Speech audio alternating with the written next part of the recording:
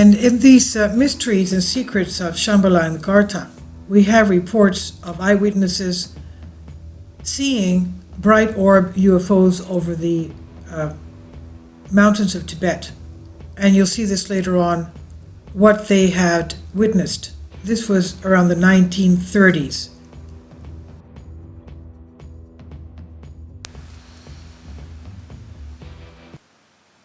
The Shambhala and Agartha, Secrets and Unsolved Mysteries.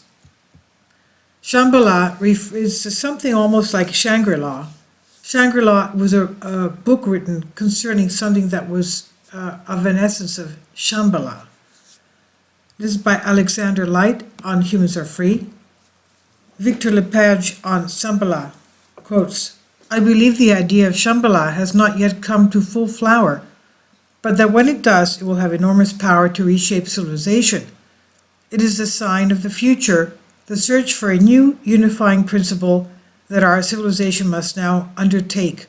Will, I am convinced, lead this to this source of higher energies, and Shambhala will become the great icon of the new millennium," he says. For thousands of years, rumors and reports circulated that somewhere beyond Tibet, in the Himalayas, among the icy peaks and valleys of Eurasia, there lies an inaccessible paradise, a utopia, a place of universal wisdom and ineffable peace called Shambhala, although it was also known by other names. James Hilton wrote about this in his book Lost Horizon in 1933, and Hollywood, of course, made a movie out of it in the 1960s, the film called Shangri-La. I once saw it, and I was mesmerized by it when I was, of course, a lot younger. Now, the recent films such as Kundun, Little Buddha, and The 7 Years in Tibet allude to these magical areas of Shambhala, Shangri-La, and Utopia. Even author James Redfield, noted for New Age bestseller The Celestine Prophecy, wrote a book called The Secret of Shambhala in Search of the 11th Insight. Shambhala, which in Sanskrit means place of peace or of tranquility, is believed to be in Tibet and is believed to be a community where perfect and semi-perfect beings live and are guiding the evolution of humanity as well. As Shambhala is considered to be the source of the Kala Chakra, which is the highest and most esoteric branch of Tibetan mysticism. And legends say that only the pure of heart can live in Shambhala, enjoying perfect ease and happiness and never knowing suffering, want, or even old age. Love and wisdom reign, and injustice is unknown. The inhabitants are long-lived, and they wear beautiful and perfect bodies and possess supernatural powers. Their spiritual knowledge is deep, their technological level highly advanced, their laws mild, and their study of the arts and sciences covers a full spectrum of cultural achievement, but on a far higher level than anything the outside world has attained. So by definition, Shambhala is hidden. Of the numerous explorers and seekers of spiritual wisdom who attempt to locate Shambhala, none can pinpoint its physical location on a map, although all say that it exists in the mountainous regions of Eurasia, in the Himalayas, somewhere in Tibet, as we said. Many also return believing that Shambhala lies on the very edge of physical reality as a bridge connecting this world onto the beyond. The Sanskrit and Tibetan Shambhala has also been identified by no less than an authority than Alexander David Neal. He spent years in Tibet with Balkh in the far north of Afghanistan, the ancient settlement known as the Mother of Cities, quote-unquote. Present-day folklore in Afghanistan states that after the Muslim conquest, Balkh was known as the 11th candle, Sham-e-Bala, a Persianization of the Sanskrit Shambhala. Tibetan lamas spend a great deal of their lives in spiritual development before attempting the journey to Shambhala. Perhaps deliberately, the guidebooks to Shambhala describe the route in terms so vague that only those already initiated into the teaching of the Kala Chakra can understand this. Edwin Birnbaum says in The Way to Shambhala, quote, "As the traveler draws near the kingdom, their directions become increasingly mystical and difficult to correlate with the physical world. At least one Lama has written that the vagueness of these books is deliberate and intended to keep Shambhala concealed from the barbarians who will take over the world." Unquote. The Lama's reference to the barbarians, quote, "who will take over the world," unquote, is directly connected to the prophecy of Shambhala. The prophecy tells of the gradual deterioration of mankind as the ideology of materialism spreads over the earth. And when these barbarians, quote unquote, who follow this ideology are united under an evil king and think there is nothing left to conquer, the mists will lift to reveal the snowy mountains of Shambhala. The barbarians will attack Shambhala with a huge army equipped with terrible weapons, and the 32nd king of Shambhala, Rudra Kakrin, will lead a mighty host against the invaders. In the last great battle, the evil king and his followers will be destroyed. This is according to the legend, the ideology. Now, as the cultures of the East and West collide, the myth of Shambhala rises out of the mists of time. We now have access to numerous Buddhist texts on this subject, along with reports by Western explorers who set out on the arduous journey to search and find Shambhala. And there is much we can learn from our own individual journey of spiritual understanding. And now what about this lost world of Agartha, or Agartha? The idea of a hidden world under the surface of the planet is very ancient.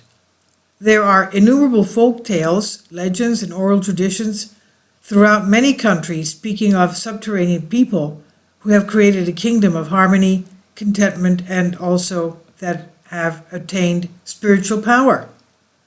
The early Europeans traveled again to Tibet, consistently told the same tale of a hidden spiritual center of power there. Adventurers recounted fantastic tales of a hidden kingdom near Tibet.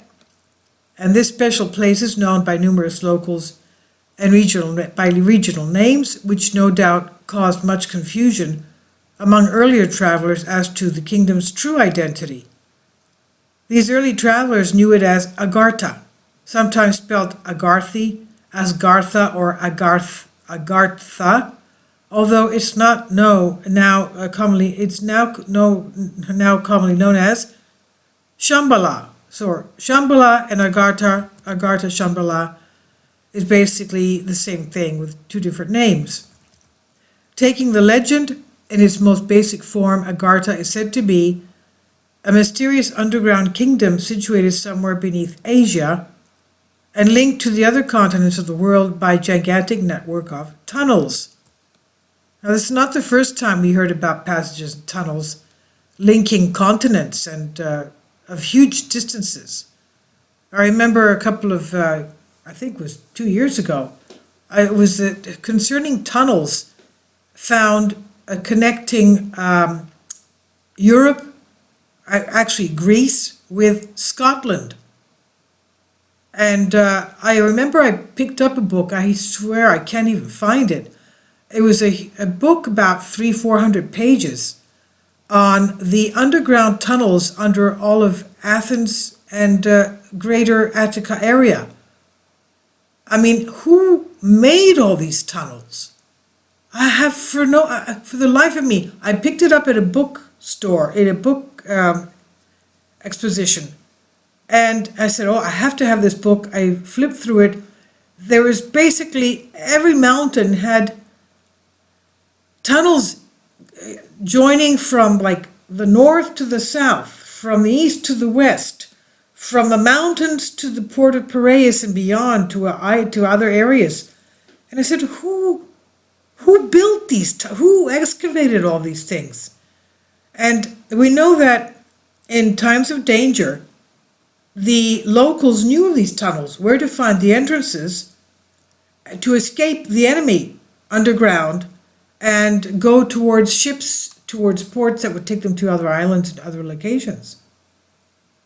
And as a matter of fact, engineers and architects in the Polytechnic School of Athens know where a lot of these tunnels, underground tunnels, are in Athens. And I can't find that book really for the life of me. I have to look, because I moved houses and I don't know where, I hope I didn't throw it out. Anyway, so we have tunnels, vast tunnel systems. For me, I believe that it was pre-flood, these tunnel systems.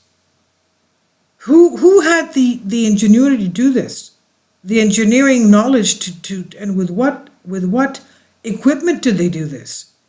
Anyway, these mysterious tunnels linking countries and other continents with a gigantic network of tunnels. These passageways, partly natural formations, partly handwork of races which created the subterranean nations.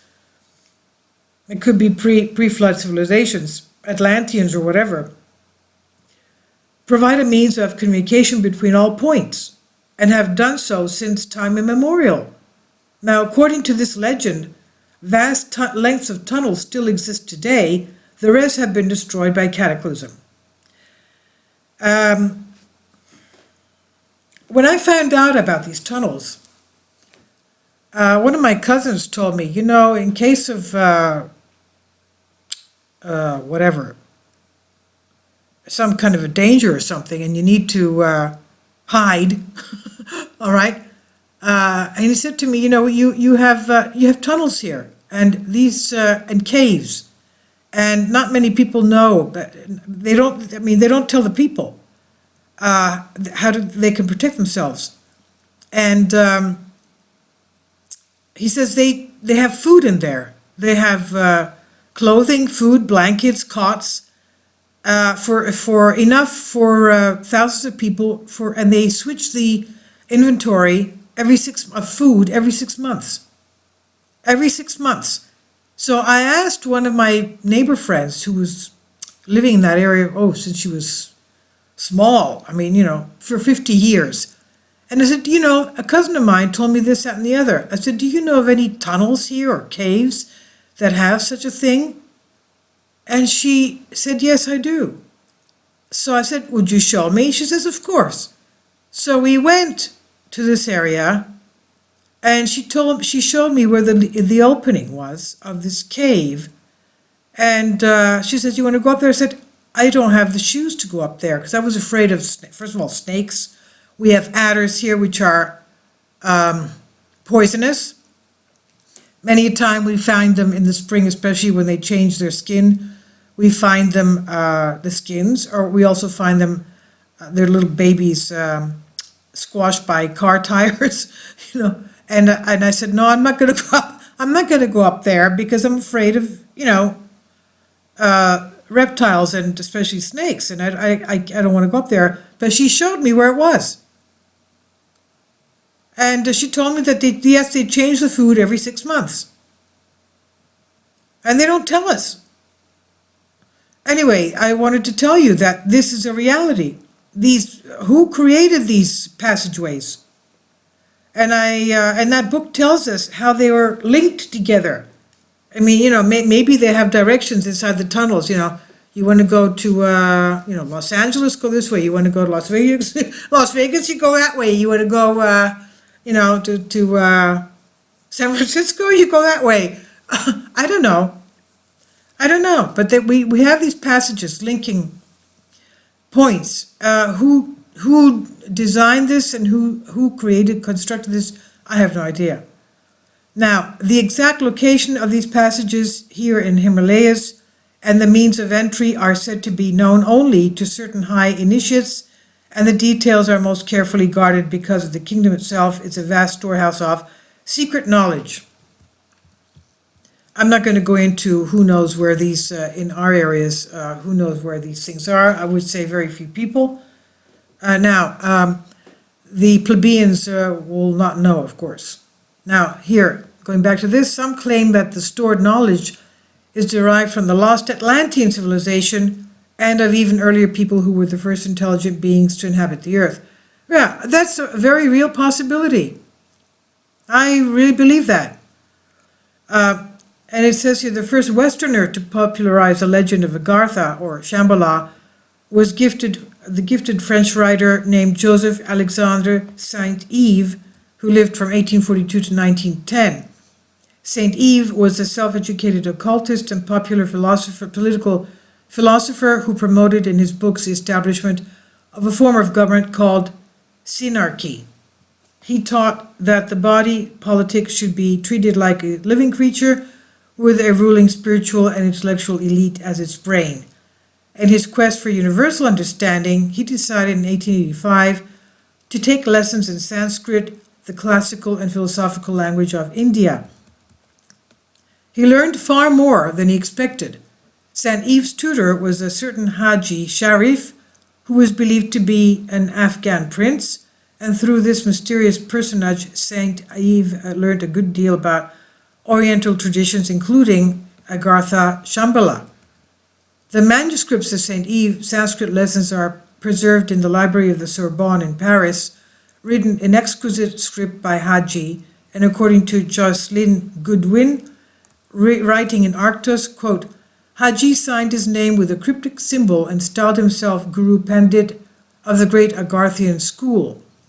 Elsewhere he refers to the holy land of Agartha, and in due course he informed Saint Yves that this school preserves the original language of mankind and its 22-letter alphabet. It is called Vatam or Vatanian.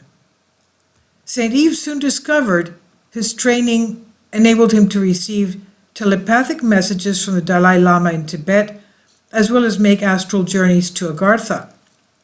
The detailed reports of what he found there became the crowning volume of his series of political hermetic missions, Mission de Souverain, Mission d'Ouvrir, Mission de Juif, and finally Mission de l'Indie, the missions of India.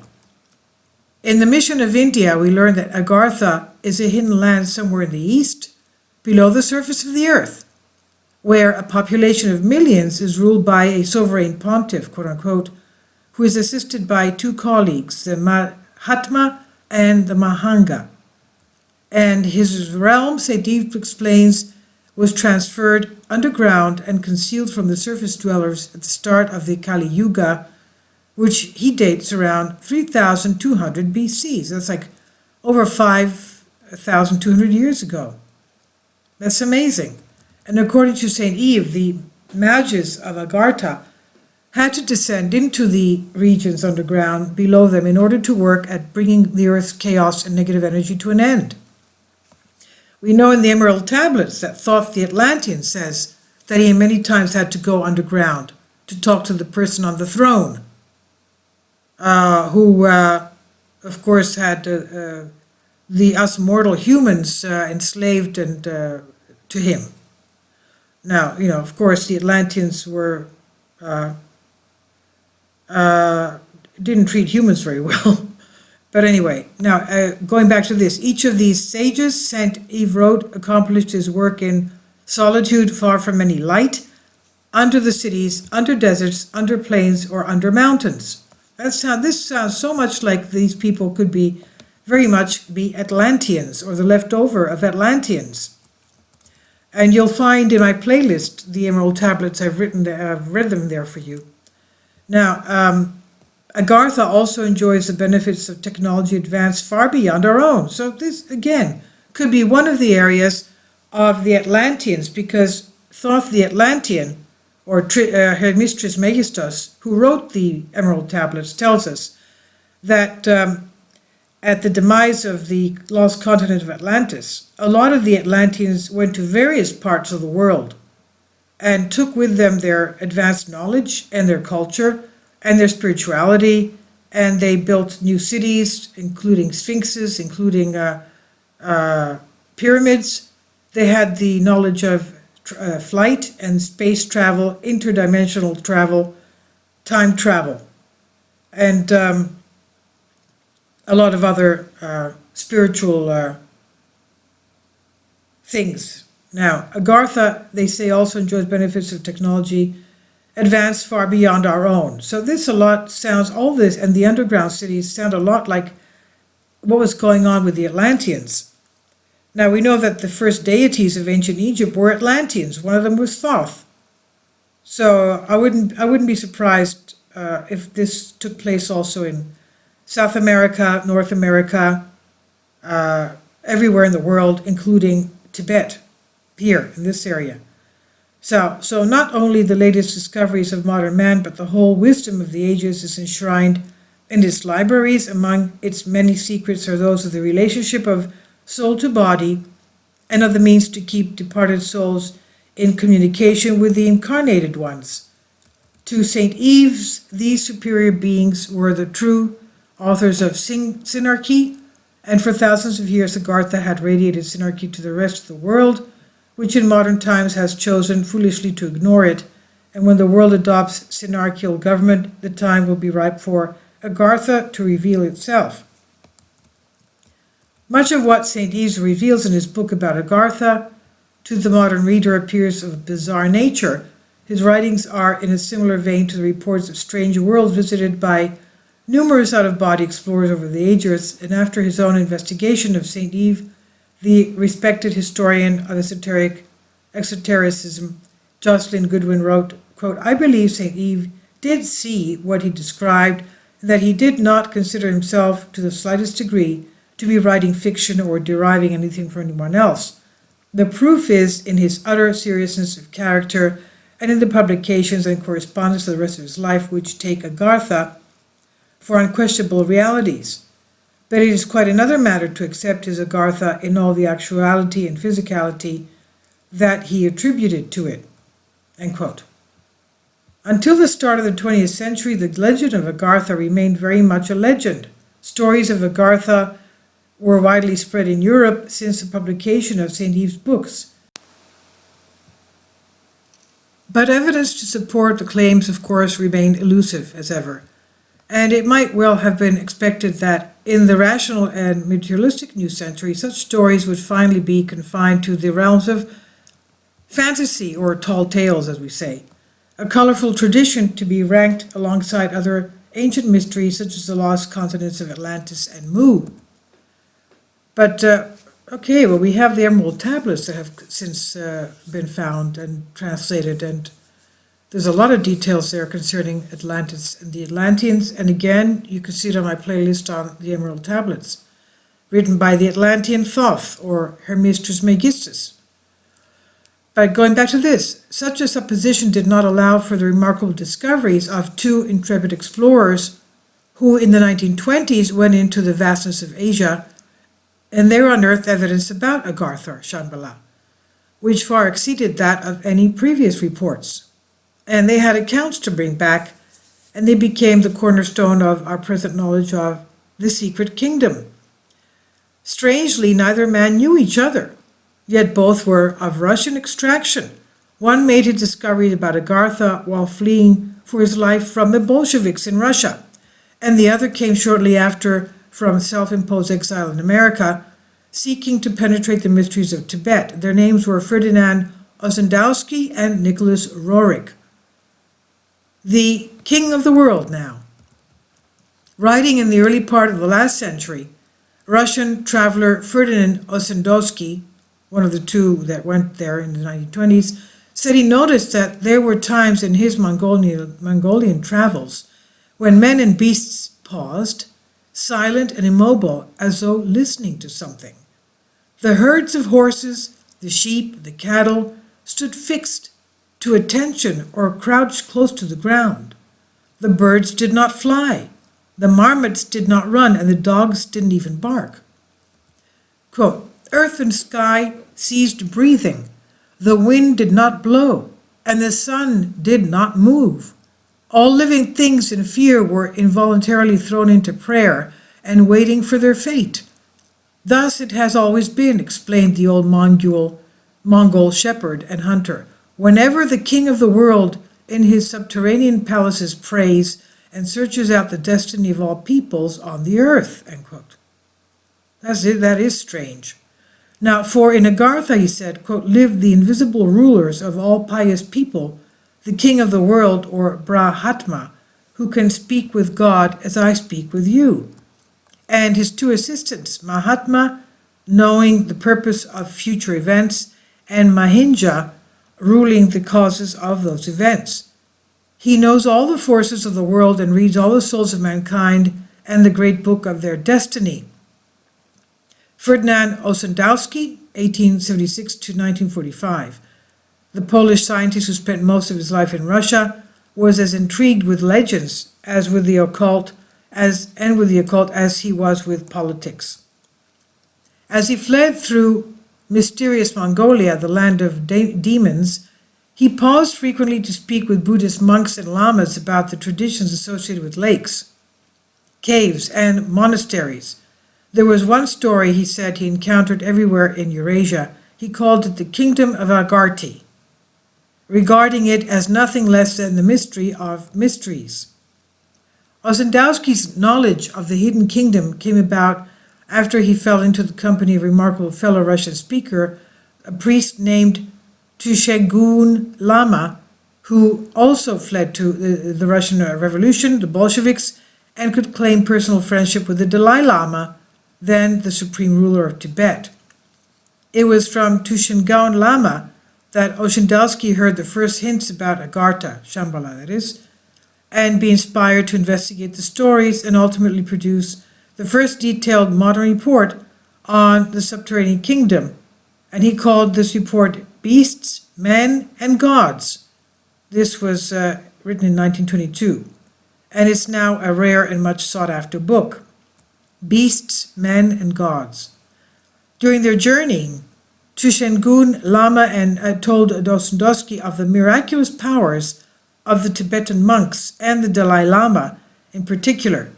Powers, he said, that foreigners could scarcely begin to appreciate. And then he went on to explain, but there also exists a still more powerful and more holy man, the king of the world in Agartha. At that point, according to Ossendowski's account, the Lama did not wait around to answer questions but rode off on his horse, and the poor Russian was left standing in the settling dust with a series of whirling questions rushing through his head. He had to wait several months before he began to get any answers to these questions. Later, another Tibetan called Prince Chultun Beyli told Ossendowski that 60,000 years ago, a holy man had led a tribe of his followers deep into the earth. 60,000 years ago, we're talking about, let's go to the Sumerian tablets, or the Sumerian cuneiform tablets that talk about kings that ruled for tens of thousands of years. And the Atlanteans, in that time, people were living such a long time. So this reminds us of, 60,000 years ago. A holy man, he said, had led a tribe of his followers deep into the earth. They settled there beneath Central Asia, and through the use of the holy man's incredible wisdom and power and the labors of his people, Agartha became a paradise. Its population now numbered in the millions, and all were happy and prosperous. And this is what the prince also added for following details. He said, the kingdom is called Agartha. It extends throughout all the subterranean passages of the whole world. These subterranean peoples and spaces are governed by rulers owing allegiance to the king of the world, quote unquote. You know that in the two greatest oceans of the east and the west, there were formerly two continents. They disappeared under the water, but their people went into the subterranean kingdom. In underground caves there exists a peculiar light which affords growth to the grain and vegetables, a long life without disease to the people, end quote. Now, Ossendowski understandably found much that was puzzling as well as confusing in these accounts. An underground light, a peculiar light which affords growth to the grains and vegetables and long life without disease to the people. Can you imagine? So, confusing, puzzling accounts. Ossendowski nonetheless was convinced that he had come across something more than just a legend or even an example of hypnosis or mass vision, but more likely a powerful force of some kind, evidently capable of influencing the course of life on the planet Earth. Interestingly, Ossendowski reports that the enormous powers of the people of Agartha were believed to control and could be used to destroy the whole areas of the planet but equally could be harnessed as means of propulsion for the most amazing vehicles of transport. Okay, here we go. Now we're talking about either destroying or, being used properly. Okay? We're talking about really advanced technology, and it sounds more and more like what the Emerald tablets are talking about. Okay? So if you, please, I've read them for you. They're 15 books out of the 42. 15 is what I found and read. And there's so much there that you should know about because it has to do with our, our human history. Okay, so amazing propulsion. They could have been used to destroy whole areas of the planet. Also harness and use the energy for a means of propulsion for most amazing vehicles of transport. It's been suggested that this could be a prediction of nuclear energy and flying saucers. Beasts, Men, and Gods was, of course, published in 1922, long before such topics were even being discussed. Ossendowski closes off his book with the prophecy of the King of the World. See A Prophecy from Inner Earth, page 33, in which it's stated materialism will devastate the earth, terrible battles will engulf the nations of the world, and the climax of the bloodshed in 2029, the people of Agartha will rise out of their cavern world. Okay, 2029. Emissary of Shambhala, it would be easy to dismiss Agartha Shambhala as pure fantasy, were it not for a very credible explorer who searched for it, found and returned to tell us something about his experiences. Nicholas Roerich, as we said, the other Russian, 1874 to 1947. He was a Russian-born artist, poet, writer, mystic, and distinguished member of the Theosophical Society, led an expedition across the Gobi Desert to the Altai mountain range. From 2023 to 2028, this was a journey which covered 15,500 miles across 35 of the world's highest mountain passes. As Victoria LePage puts in her book Shambhala, quote, Roerich was a man of unimpeachable credentials, a famous collaborator in Stravinsky's Rite of Spring, a colleague of the impresario Diaghilev, and the highly talented and respected member of the League of Nations, end quote. So he was a member of the League of Nations. I didn't know that. Anyway, he was also influential in the Franklin Delano Roosevelt United States administration and was a pivotal force behind placing the Great Seal of the United States on the dollar bill. Nicholas Roerich was first exposed to Buddhism and heard of Shambhala in St. Petersburg, Russia, during his involvement with the construction of the Buddhist temple under the guidance of Lama Agvan Dorgiev.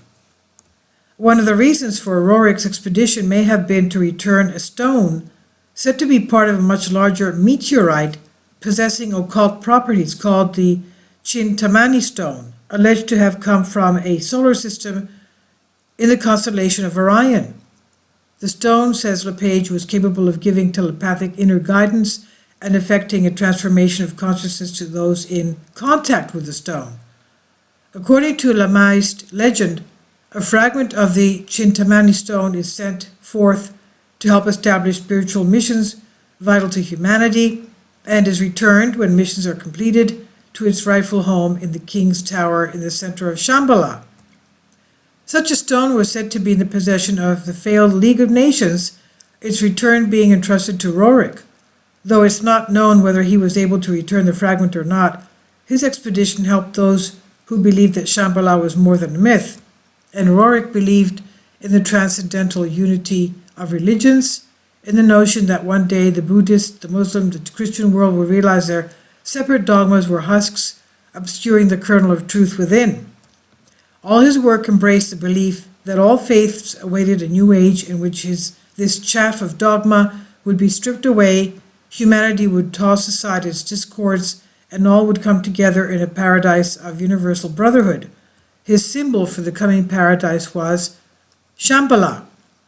Roerich kept a diary during the trip, published as Altai Himalaya, a travel diary, and while in Mongolia noted that, quote, belief in the immense of the era of Shambhala was very strong. In the imminence of Shambhala era was very strong. In his book, Heart of Asia, Roerich describes both his scientific observations and his personal spiritual quest. Although he was ready to listen to tales of underground cities as part of the adventure, his main interest centers on the spiritual dynamics of Shambhala and its importance as a symbol of the coming age of peace and enlightenment. This blending of the scientific and the spiritual is also present in the hundreds of paintings Roerich made throughout the expedition.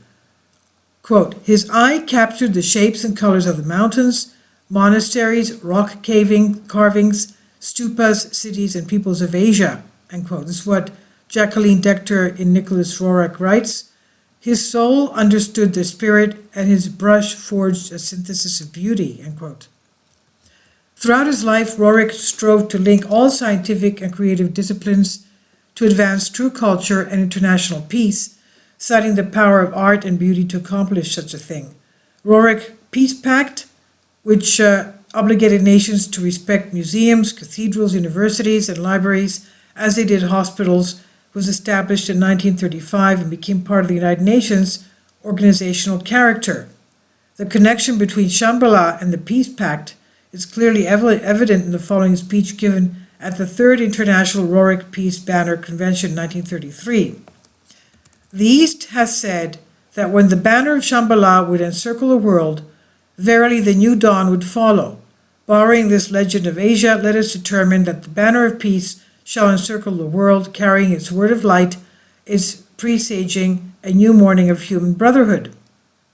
Today, notes LePage, every major Russian city has a Roerich organization that expresses his ideas for a new type of enlightenment civilization based on the utopian principles of Shambhala. The sign of Shambhala? Shambhala itself is the holy place where the earthly world links with the highest states of consciousness. In the East, they know that there exist two Shambalas, an earthly and an invisible one. This is what Nicholas Roerich wrote in Heart of Asia. Nicholas Roerich and party set out in 1924 to explore India, Mongolia, and Tibet. Like Ossendowski before him, Roerich soon encountered stories about a secret underground kingdom. He jotted down his thoughts on a hidden kingdom, and these notes were later published in a remarkable record of the expedition titled The Altai Himalaya, a Travel Diary. In the summer of 1926, Roerich reported a strange event in his travel diary. He was encamped with his son, Dr. George Roerich, and a retinue of Mongolian guides in the Sharagol Valley near the Humboldt Mountain chain between Mongolia and Tibet. At the time of the event in question, Roerich had returned from a trip to Altai and built a stupa, that's a stately white structure dedicated to Shambhala. In August, the shrine was consecrated to a solemn ceremony by a number of notable lamas invited to the site for the purpose, and after the event, writes Roerich, the Buryat guides forecast something auspicious impending. A day or two later, a large black bird was observed flying over the party. Beyond it, moving high in the cloudless sky, a huge golden spheroid body. Okay? A huge golden spheroid body, whirling and shining brilliantly in the sun, was suddenly espied. Through 3 pairs of binoculars, the traveler saw it flying rapidly from north, from the direction of Altai, even veer then sharply and vanish towards the southwest behind the Humboldt Mountains. Okay? So the cloudless sky, huge golden spheroid body, whirling, shining brightly in the sun, traveling rapidly from the north, veering sharply towards southwest. And that sounds like what somebody would say today, having had a UFO encounter. Now, one of the lamas told Roerich that what he had seen was, quote, the sign of Shambhala, unquote, signifying that his mission had been blessed by the great ones of Altai, the lords of Shambhala. They had also been witnesses to a classic UFO 20 years before the official, quote-unquote, beginning of the phenomenon with Kenneth Arnold's sighting in 1947. So what were these UFOs doing there? We know that the Atlanteans had UFOs, and in the continent of Atlantis, they also fled to other areas of the world where they took all this with them.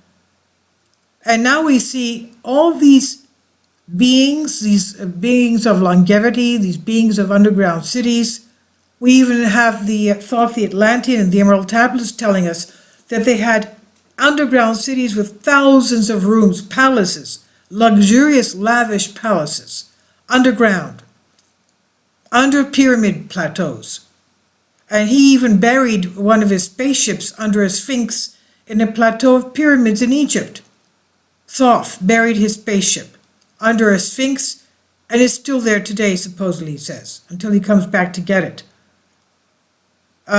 So what is this? The more I read it concerning Shambhala and Agartha, the more they have the resemblance of being Atlanteans, as it's stated in here. So this witness of a UFO activity, this huge golden spheroid body, whirling, shining brightly, and flying rapidly from north to south.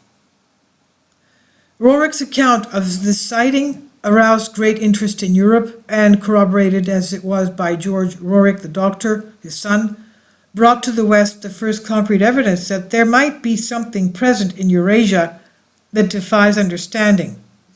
And Victoria LePage describes its significance like this. In its vivid color and factuality, its bizarre but unarguable reference to an unknown golden aircraft that behaved as no ordinary airplane could, the Roerich story could rightly be called the first reliable imitation that the kingdom of Shambhala was perhaps knowable as more than an intellectual curiosity, a popular Asian fable. And from about 1927 onwards, the world center in the northern mountains exerted on Western occult circles the fascination of an idea whose time has come. So once you see this golden orb flying around you in unbelievable speeds, it's not just an intellectual, spiritual realm, it's actually a physical phenomenon. Because they saw it, Now, this brings us to the very nature of reality.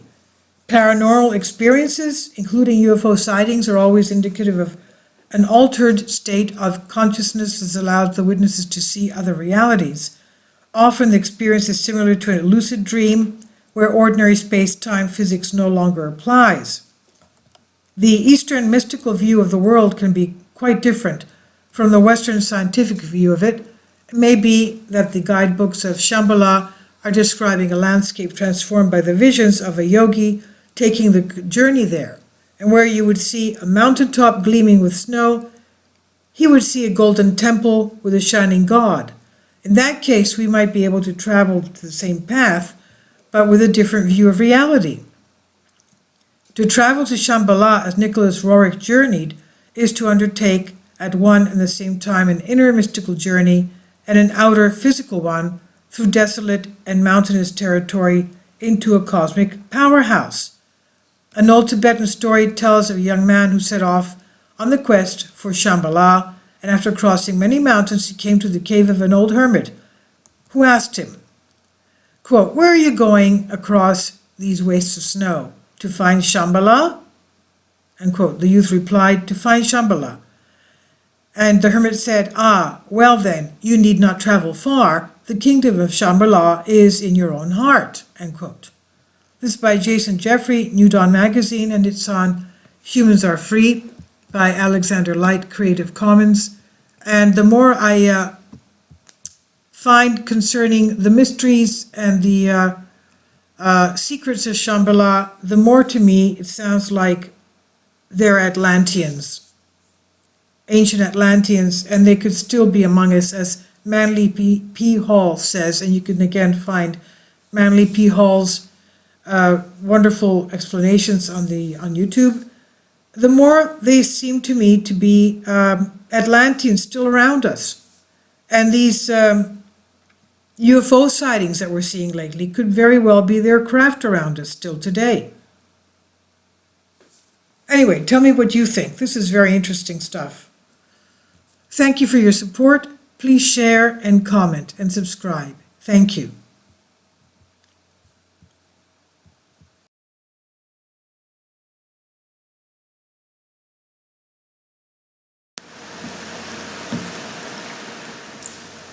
If you'd like to join me on my Patreon account, you will hear content not covered by mainstream media. These riveting stories will be based on my research, and I will state my opinions and give my personal insight on diverse and controversial subjects and world events not covered by mainstream media, and not supported by YouTube guidelines. So whatever I have on my Patreon, most of those will not be on my YouTube channel. Please consider becoming a member today. More of the most significant and important videos will be on my Patreon channel. Your support helps me to continue my research and keeps this YouTube channel alive. And we depend on your support, your generous charity, because we help economically challenged families here in Athens, Greece, in Kapota, and we also help the young generation with university tuition and the community around our church. Thank you.